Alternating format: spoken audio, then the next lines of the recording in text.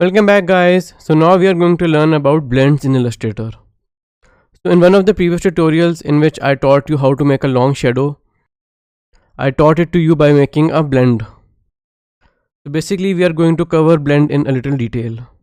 Let me just move these to the side so that I could teach you how I made these.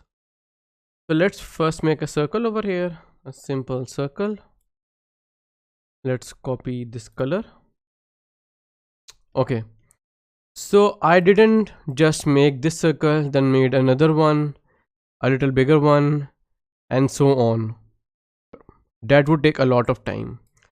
So basically using the blend, you can do a lot of stuff. Let me make this smaller.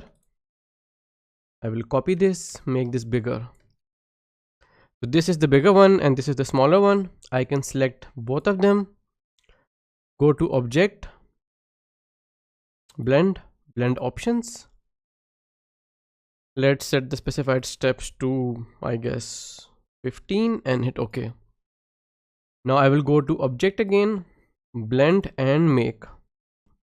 So basically there are 15 versions between them and each one is a little bigger than the other, coming up to this point.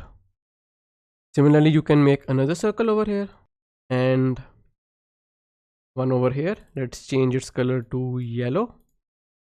And now I can select both of them, go to Object, Blend and Make. So basically it made a gradient out of them.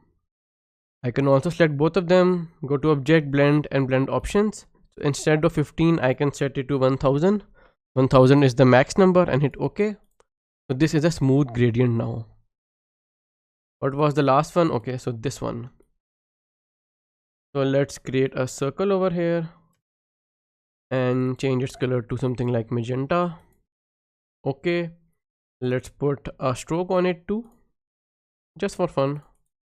And if I copy it over here, I can select it, go to Object, Blend and Make, and we have multiple copies of it now. So blend tool is extremely powerful. And in the advanced course, you are going to learn some very cool stuff which you can make with the blend tool. See you guys in the next tutorial.